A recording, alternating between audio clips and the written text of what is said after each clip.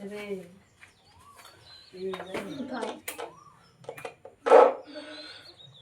আসছে আমরা class 8-এর page 118, কোষে দেখি 12,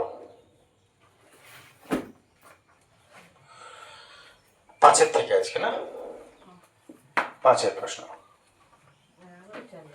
দেখা যাক আগের সঙ্গে 5-এর পার্থক্য বা মিল কোথায় আছে। আমরা তো একটা প্রথমে ছোট্ট টপিক করে বুঝছিলাম, একটা টেবিল আলাদা করে, তারপর অঙ্ক করছিলাম। এখানেও সেরকমই করবো। দেখো মিল আর মিল বলছে এক ধরনের জার্মান সিলভারে তামা দস্তা নিকেলের অনুপাত 4:3:2। তাহলে জার্মান সিলভার, তামা দস্তা আর নিকেল এই তিনটা মিলিয়ে জার্মান সিলভার তৈরি হয়। আচ্ছা, ডিস্টার্ব করছে। তো তামা দস্তা আর সিলভার, তামা দস্তা নিকেল, এই তিনটার অনুপাত হচ্ছে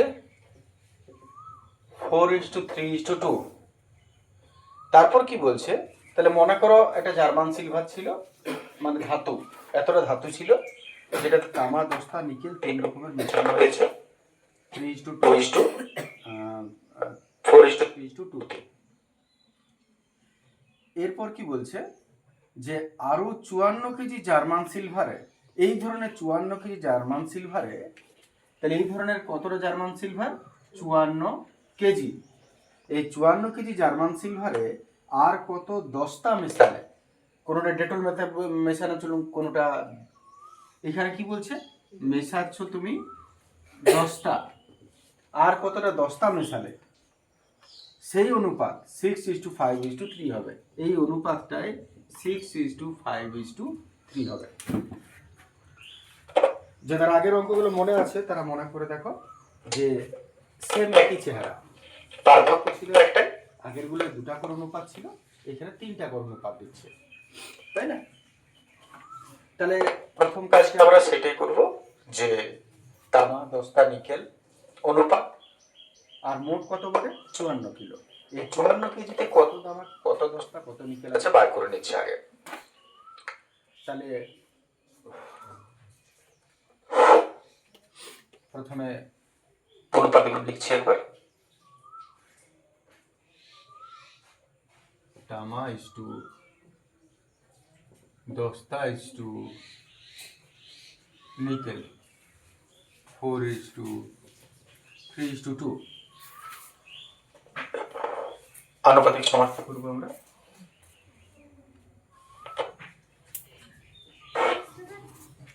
আনুপাতিক সমষ্টি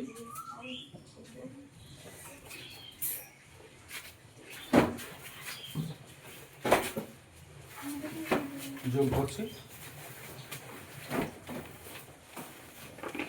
9, আর মোট জার্মান সিলভার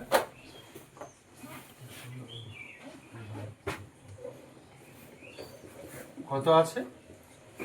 54 কেজি।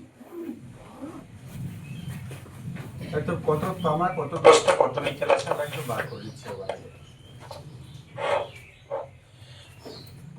এতে তামা আছে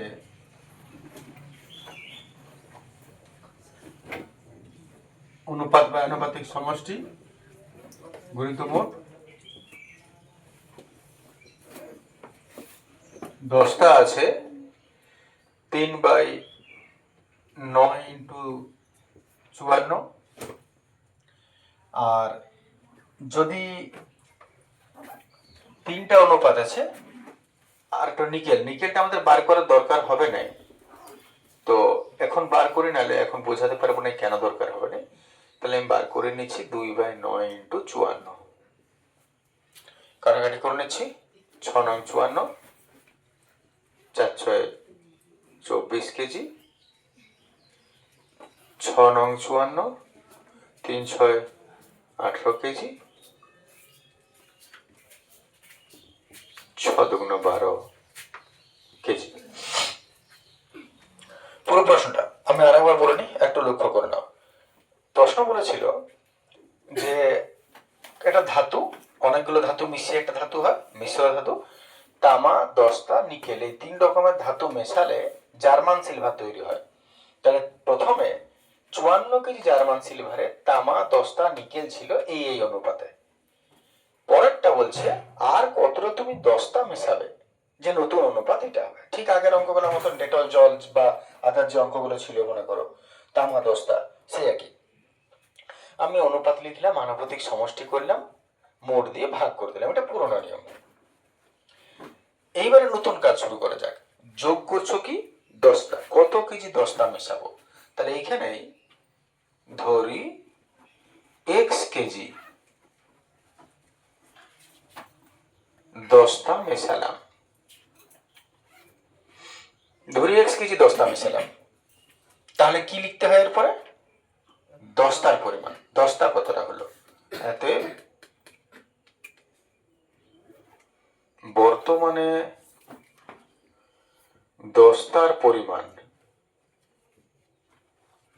কতটা হচ্ছে, ছিল 18 আর যোগ হলো কত তার সঙ্গে এক্স, 18 প্লাস এক্স কেজি, একদম সেম অঙ্ক, এক কি সেখানে বাড়তি কি আছে শুধু এই অঙ্কের আগের সঙ্গে, সেটা হলো 3টা অনুপাত দিয়েছে। অন্য সব অঙ্কগুলো এতদিন যেগুলো করেছি 2টা অনুপাত ছিল। আচ্ছা, এইবারে কি করতে হয় অঙ্কে, পুরোনো নিয়ম শর্তানুসারে হয়, মনে করে দেখো শর্তানুসারে।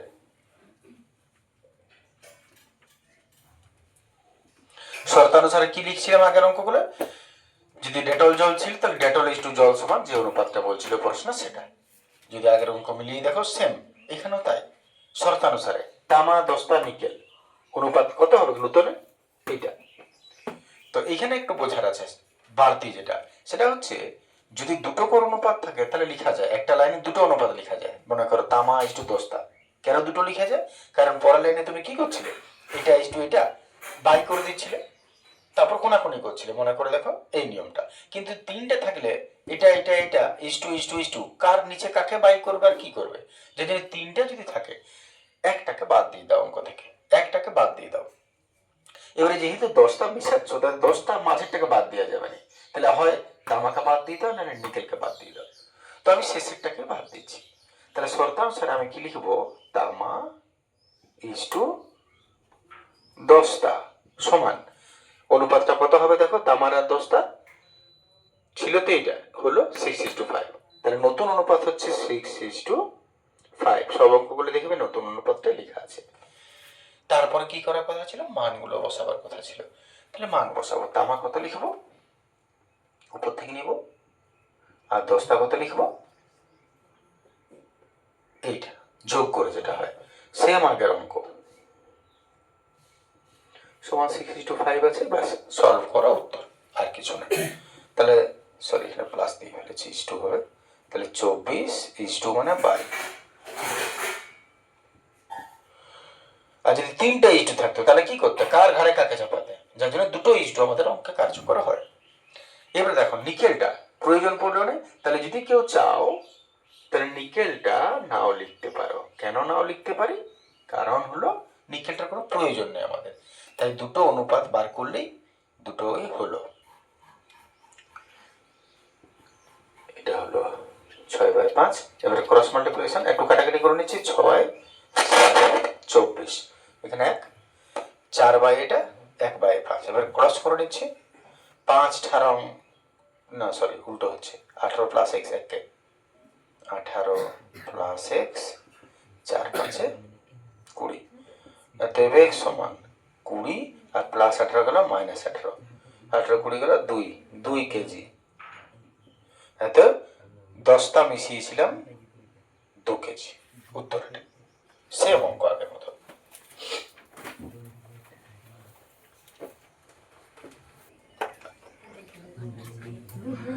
ছয়ের প্রশ্ন, 6 থেকে অঙ্কের প্যাটার্ন চেঞ্জ হচ্ছে, বিষয়গুলো লক্ষ্য করো কি বলেছে।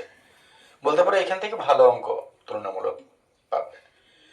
বলছে 2 প্রকার গুঁড়ো সাবানে সোডা আর সাবান গুঁড়ো, গুঁড়ো সাবান মানে সার্ফ বলতে পারো, সার্ফের মধ্যে সোডা আছে আর সাবান গুঁড়ো আছে, মোট 2 রকমের 2:3 4:5। আমি একটু ছবির মাধ্যমে সে একই কথা একই রকম ভাবে বোঝাবো। দুটো প্যাকেট আছে মনে করো, সার্ফের প্যাকেট, যেটাকে আমি নাম দিচ্ছি, যেটাকে বইয়ে নাম দিয়েছে গুঁড়ো সাবান। এতে সোডা আর সাবান গুঁড়ো, সোডা ইজ টু সাবান গুঁড়ো, সোডা আর সাবান গুঁড়োর অনুপাত হচ্ছে প্রথম প্যাকেটটায় 2:3, বুঝবে ভালো করে, আর দ্বিতীয় প্যাকেটটায় 4:5। দু প্যাকেটে এরকম আছে। এবার বলছে যদি প্রথম প্রকারের 10 কেজির সঙ্গে দ্বিতীয় প্রকারের 18 কেজি মেশানো যায়, যদি প্রথম প্রকার থেকে 10 কেজি নিচ্ছ আর দ্বিতীয় প্রকার থেকে 20 কেজি নিচ্ছ আর একটা নতুন প্যাকেট তৈরি করছো, মেশানো হয়, তবে নতুন গুঁড়ো সাবানে কত অংশ সাবান গুঁড়ো থাকবে? তাহলে এই নতুন গুঁড়ো সাবানটায় কত অংশ সাবান গুঁড়ো, কত অংশ থাকবে, অংশ বার করতে বলেছে, থাকবে। পুরো প্রশ্নটা একটু বুঝাই আগে। দুটো প্যাকেটের কথা বলেছে, প্যাকেটটার নাম কি দিয়েছে? সার্ফ না বলে বলেছে গুঁড়ো সাবান। এখন গুঁড়ো সাবান তৈরি কি কি দিয়ে? সোডা আর সাবান গুঁড়ো দিয়ে। বাস, যেমন তুমি তামা দস্তা মিশে পিতল হচ্ছে সেমনি আর কি, এটা তো আমের কিছু নাই।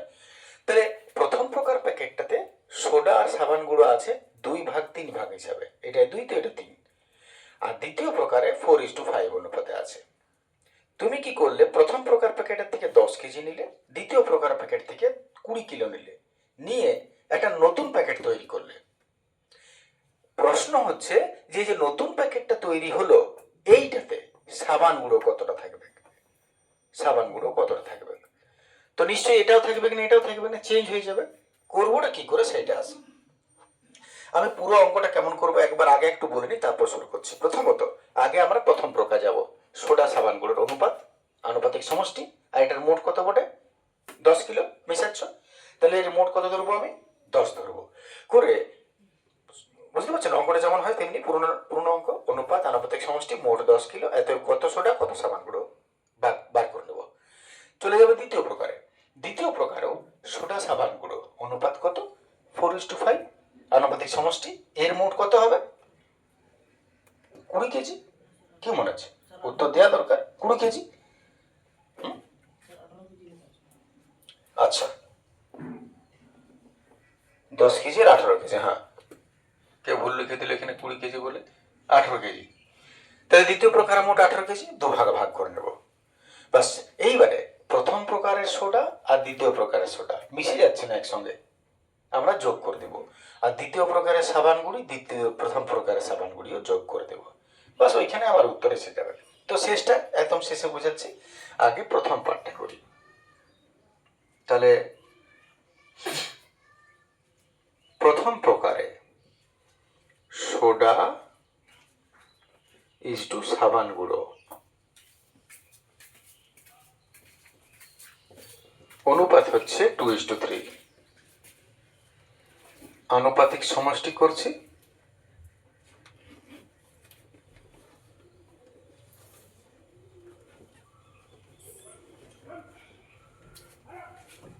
এবারে মোট গুঁড়ো সাবান, প্যাকেটটা কি বলছে? গুঁড়ো সাবান, সাবান গুঁড়ো আর গুঁড়ো সাবান যেমন গুলিয়ে না যায়, এটা আলাদা।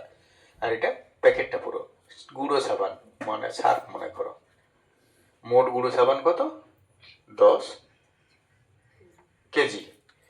সারা ঠান্ডা হয়ে গেল মনে হয়। এইবার আমরা ভাগ করে নিচ্ছি দুটো।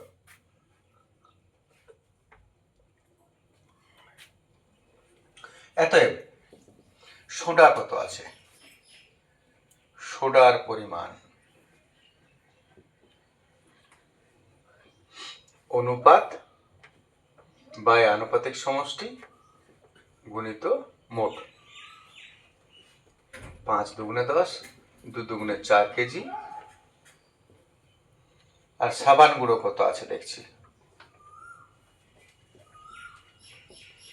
সাবান গুঁড়োর পরিমাণ 3/5 ইন্টু 10, 5 দুগুণে 10, 3 দুগুণে 6 কেজি। প্রথম প্রকার হয়ে গেল। প্রথম প্রকারের কাজ শেষ, ছেড়ে দাও, দ্বিতীয় প্রকারে চলে যাও। যেমন প্রথমগুলো একই রকম ভাবে দ্বিতীয় প্রকার করব। দ্বিতীয় প্রকারে সোডা ইজ টু সাবান গুঁড়ো,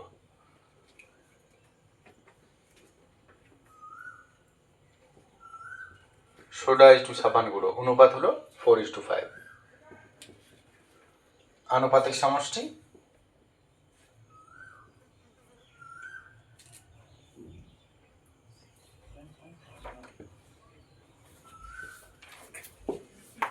মোট গুঁড়ো সাবান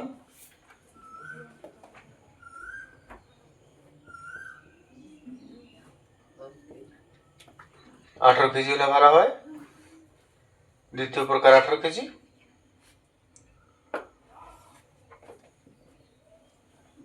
এত সোডার পরিমাণ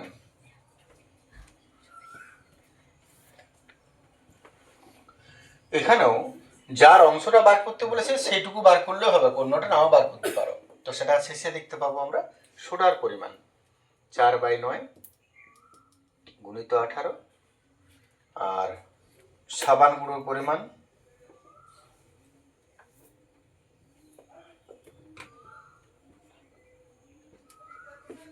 সাবান গুঁড়োর পরিমাণ 5/9 × 18, 9 দুগুণে 18, 4 দুগুণে 8 কেজি, 9 দুগুণে 18, 5 দুগুণে 10 কেজি। এবারে শেষ জায়গাটা একটু তোমাদেরকে বুঝতে হবে, যতটা করার ছিল হয়ে গেল। প্রশ্নটা কি বলছে শেষে, যদি বলতো কত নতুন প্যাকেটে কত গুঁড়ো সাবান কত সোডা আছে, তাহলে কি করতে, এই সোডা আর এই সোডা যোগ করে দিতে, এই সাবান গুঁড়ো যোগ করে দিতে, মোট কত সোডা কত সাবান গুঁড়ো পেয়ে যেতে। এই প্রশ্নটা একটু অন্য জিনিস চাইছে, বলছে নতুন মিশ্রণে কত অংশ সাবান গুঁড়ো থাকবে, কত অংশ সাবান গুঁড়ো, কতটা সাবান গুঁড়োর অংশ। একটা প্রথম থিওরি মনে রাখো, যখনই কোনো কিছুর অংশ বার করতে বলবে,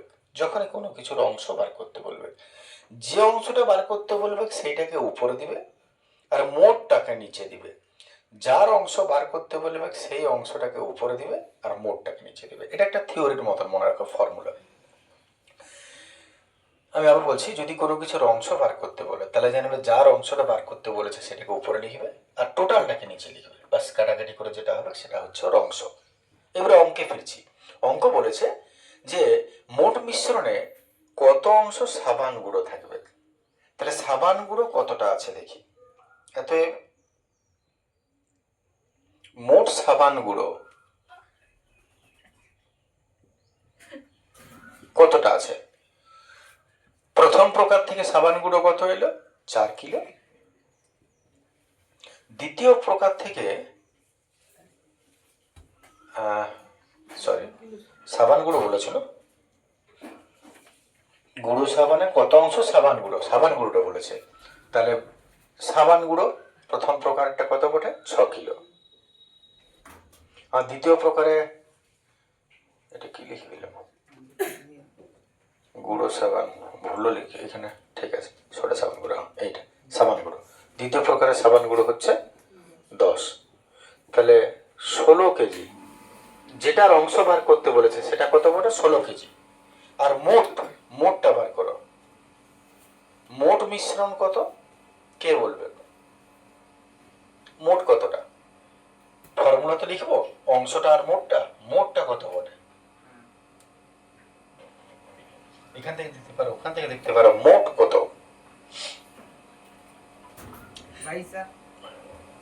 22, 18, 28, আর কেউ মোট কত লিখবো,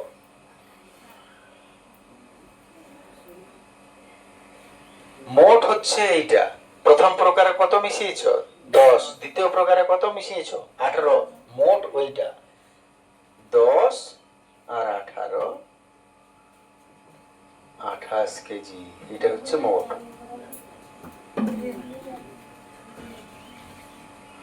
এতএব যেটা বলেছে সেটা বার করতে বলেছে কার অংশ, সাবান গুঁড়োর অংশ, এতএব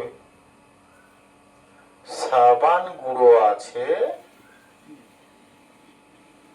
অংশ বার করছি, এত অংশ বার করব, তাহলে অংশ বার করার ফর্মুলা, যার অংশ বার করছো সেটা উপরে, তার মানে সাবান গুঁড়ো বার করতে বলেছে এটা উপরে, আর মোটটা নিচে, মোটটা কত, এটা কাটাকাটি করবো, 4 দ্বারা কাটছি, 4 4 16, 4 7 28,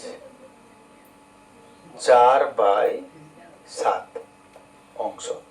এইটা হলো অংশ, উত্তর।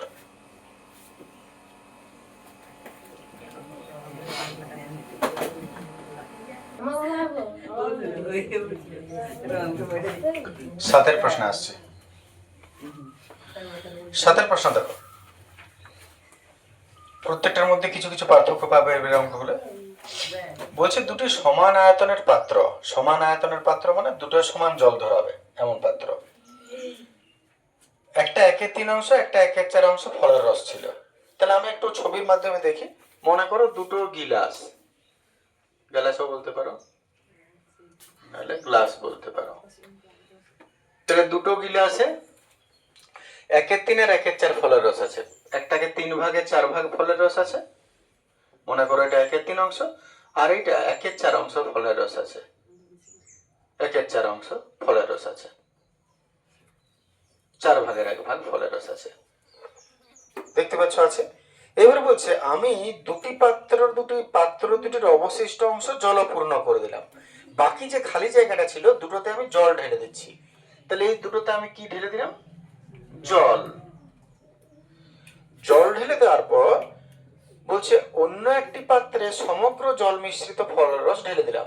এই দুটো যে ফলের রস ছিল এটা একটা বড় জায়গায় ঢেলে দিলে, এই দুটোই বড় জায়গায় ঢেলে দিলে। তাহলে নতুন পাত্রে ফলের রস আর জলের অনুপাত কত হবে? তাহলে এই যে নতুন পাত্রে ঢাললে এইটায় ফলের রস ইস টু জল কত হবে? পুরো প্রশ্নটা আর একবার বলি, প্রশ্নটা মন দেবে। দুটো সমান আয়তনের পাত্র, একটায় 3 ভাগের 1 ভাগ ফলের রস ছিল, আর একটায় 4 ভাগের 1 ভাগ ফলের রস ছিল, বাকিটা ফাঁকা ছিল। ভর্তি করে দিলে জল ঢেলে, তারপরে এই যে জল ফলের রস চলে এলো নতুন একটা বড় পাত্রে, দুটোকে ঢেলে দিলে। প্রশ্ন হচ্ছে নতুন পাত্রে ফলের রস আর জলের অনুপাত কি হবে? এটা তুলনামূলক সহজ প্রশ্ন। প্রথমত আমাকে দেখতে হবে যে যদি 1/3 অংশ ফলের রস ছিল তাহলে জল কতটা ছিল, মানে জল কতটা জায়গা হলো ঢালার। কারণ আমাকে তো ফলের রস দেখতে পাচ্ছি দুটোই কত কত আছে, জলটা তো কত কত আছে দেখতে পাচ্ছি না। তাহলে আগে আমরা বার করব কোনটায় কত জল আছে, তারপরে কি করব, দুটো ফলের রস যোগ করে দেব, দুটো জলকে যোগ করে দেব, অনুপাত লিখে দাও, হয়ে গেল অনুপাত। বিষয়টা ছোট্ট। এখন ফলের রস যদি আছে 1/3, জল কতটা আছে? কে বড় বলো না, 1/3 না 1/4? তাই? হ্যাঁ, 1/3 মানে 3 ভাগের 1 ভাগ, 1/4 মানে 4 ভাগের 1 ভাগ। মনে করো একটা পাউরুটি খেয়েছি সবাই আমরা, আমি তো দেখেওছি। তাহলে এটাকে 3 ভাগের 1 ভাগ করো, এই হলো 3টা ভাগ, তার 1 ভাগ। আর ওই পাউরুটিটাকে 1/4 মানে 4 ভাগের 1 ভাগ করো, 1টা 2টা 3টা, তার 1টা ভাগ। কে বড় হবে? 3 ভাগের 1 ভাগ। যার জন্য ধারণাটাকে ভুল নয়, ঠিক করবে। 3 ভাগের 1 ভাগ বড় হয় 4 ভাগের 1 ভাগের থেকে। যাই হোক, পাউরুটি এখন নয়, আমাদের শরবত চলছে। তাহলে প্রথমে জল কতটা ঢাললাম ওটা বার করার জন্য কি বার করতে হবে? আমাকে জানতে হবে পুরো। মনে করো আমি একটা অন্য প্রশ্ন বলি, বেশি বুঝলে সময়ও একটু যায়, কিন্তু মনে করো বললাম আমি 2 লিটার ফলের রস আছে, 2 লিটার ফলের রস আছে দেবদাসকে খাওয়ানোর জন্য। জল কতটা ঢেলেছে ওইটা? জল কতটা আছে কে বলবে? মনে করো ঢেলে দিলাম, জল কতটা আছে বলতে পারবে? না, এমন তো না যে সমান পাত্র। কি করে এক বলবে? না, ওটা ঠিক আছে, তুমি বললে ধরে নেবো এক্স। না, ব্যাপার কি বলতে চাইছি আমি, যদি বলি 2 লিটার ফলের রস আছে, বাকিটা জল ঢালবো, জল কতটা ঢাললাম তুমি বলতে পারবে না। কিন্তু কি বললে তুমি বলতে পারবে? আমি বললাম ধরে নাও পাত্রটা 10 লিটারের, পাত্রটা 10 লিটারের, 2 লিটার ফলের রস ঢাললে জল কতটা ঢাললে? 8 লিটার। সহজে বলতে পারলে। মানে কি বলতে চাইছি যে ফলের রসটা আমি জানি, কিন্তু জল কতটা ঢাললাম যদি বার করতে হয় তাহলে পাত্রটা কতটা খাবে সেটা তোমাকে আমাকে বলতে হবে, তবে তুমি বিয়োগ করে বলতে পারবে। ঠিক আছে না কথাটা? তাহলে এখানে সমগ্রটা বলা নাই, ওইটাই আমরা ধরে নেব, ধরি সমগ্র অংশ 1। বুঝতে পারলে কথাটা? তাহলে মোটটা আমাকে দিতে হবে। তাহলে শুরু করছি। আর যেহেতু দুটো পাত্রের আয়তন সমান বলেছে দেখো, তাহলে ধরি দুটি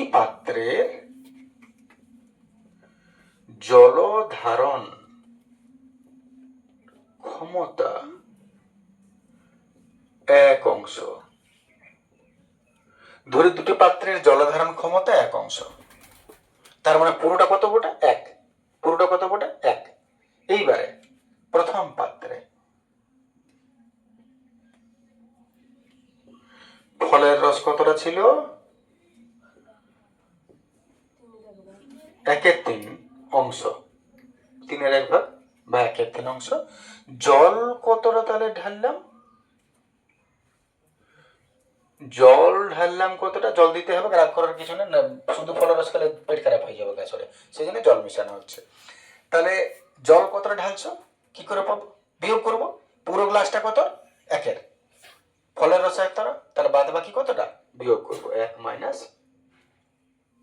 1/3, লসাগু করছি 3, 3 3 মাইনাস 1, 2/3 অংশ। বাস, প্রথমে ফলের রস ছিল 1/3, জল ঢেলে দিলে বাকিটাই। চলে আসো দ্বিতীয় গ্লাসে। দ্বিতীয় পাত্রে ফলের রস কতটা, 1/4 ঢেলেছ। জল কতটা ঢাললে,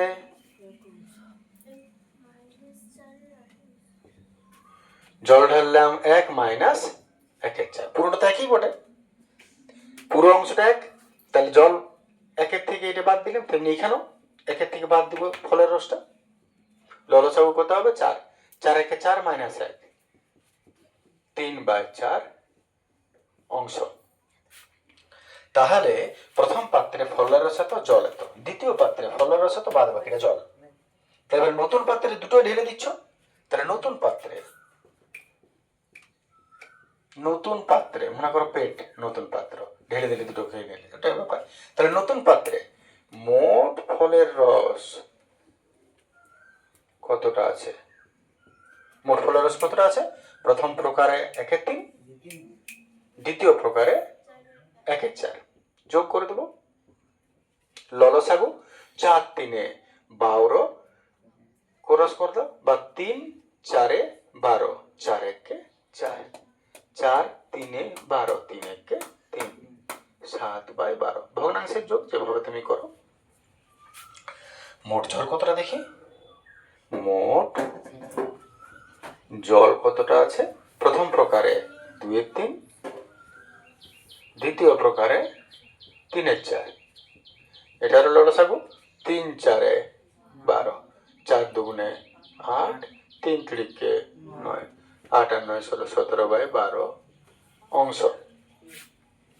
প্রশ্ন বলছে শেষে যে নতুন পাত্রে মোট ফলের রস আর জলের অনুপাত কত হবে, তাহলে এত শেষ কাজ, এত ফলের রস ইস্টু জল বসাবে। এবারে মোট ফলের রস কত আছে পেটে, 7/12, আর জল কতটা খেয়ে ফেলেছ, 17/12।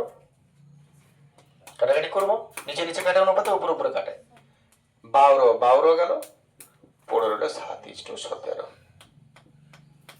এটাই হলো অনুপাত।